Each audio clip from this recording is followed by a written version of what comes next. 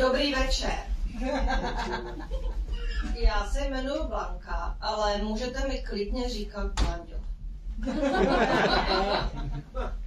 Já jsem si to uvědomila tady na tom workshopu, že vlastně mě sem do toho jako navezli moje kamarádky. Za tady to přebírají odpovědnost.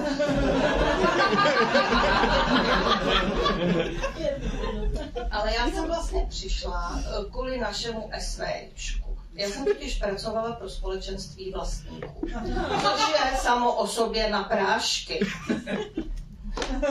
No,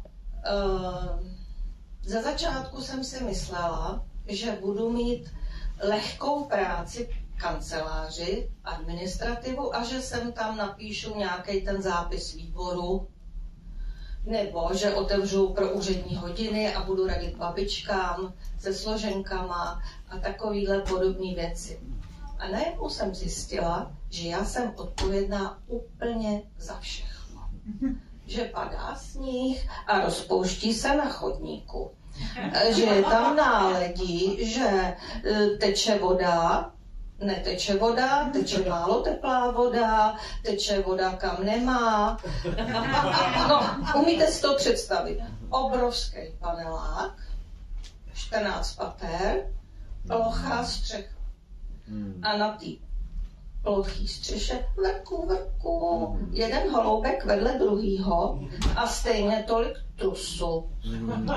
A dole, v dovršení všeho, kolektor. Co to je kolektor? To je takový tmavý, vlhký prostor tam dole. Ale tam všechno taky začíná a taky končí. Tam začínají ty vodovodní trubky, končí tam odpadní potrubí, je tam ucpaný potrubí, jsou tam detektory plynu.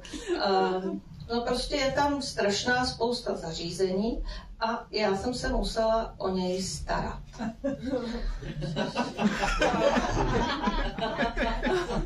Rozšířila jsem svoje skilly, jak tady bylo řečeno, jo?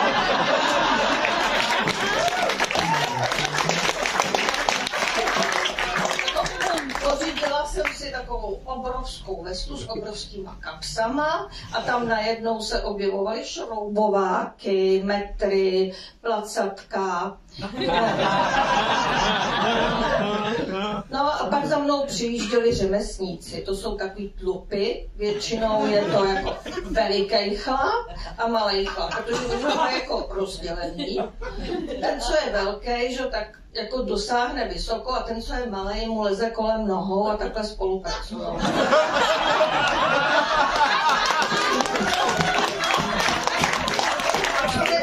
Já jsem si na to jako zvykla.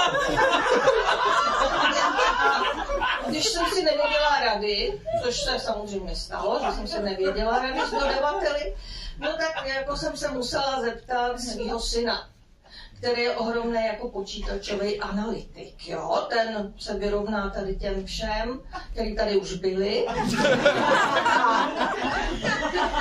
ten mi řekl, normálně mi řekl, musíš to s nima dělat. Já jsem jako nechápala. Tak mi to blíž vysvětlil, že je musím přinutit k tomu, aby oni mě řekli, kdy přijedou.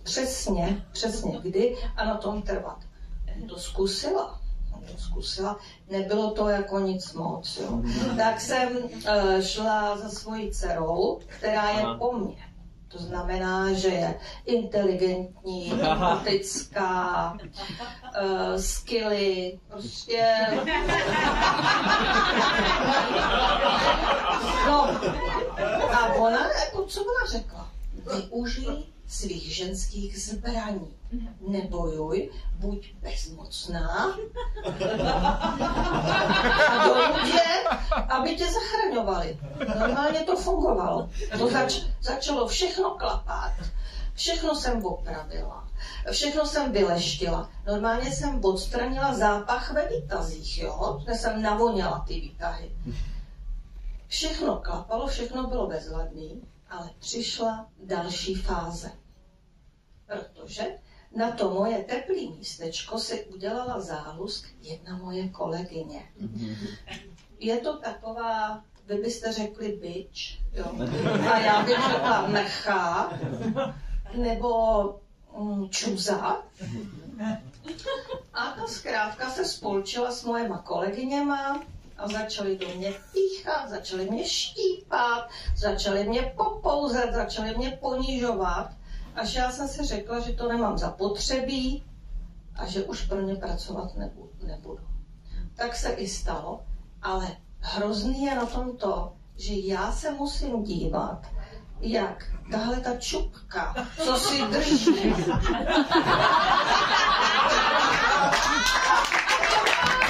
tahle ta slepice se teď roztahuje na mý židli.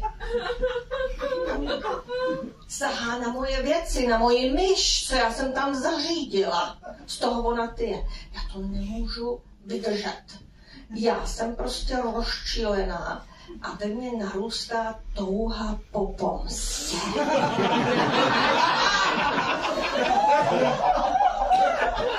Takže já přemýšlím o té pomstě a radím se se svýma kamarádkama. Ale ty kamarádky tvrději, že když já se budu opravdu mstít, takže se mi zašpiní karma. Že budu mít černou auru, jo, a to já nechci. Tak jsem si řekla, moje děti, abych se s nima radila, ty jsou v zahraničí, ty jsou mi teď momentálně k ničemu. Tak jsem se zeptala té umělé inteligence, jo, té IT. No, napsala jsem, hele, to já se potřebuji ty mrše pomstit. Co mám dělat? A víte, co ona odpověděla, mrcha? Že ona vůbec neví, že ona na takovýhle dotazy neodpovídá, protože má data jenom do roku 2021. Takže to bylo jako blbý. Tak jsem se chtěla zeptat vás, jestli byste mi někdo nemohl něco poradit. Jak se pomstit a nezašpinit si tu auru. Má někdo nějaký nápad? Žít spokojený život. Žít spokojený život?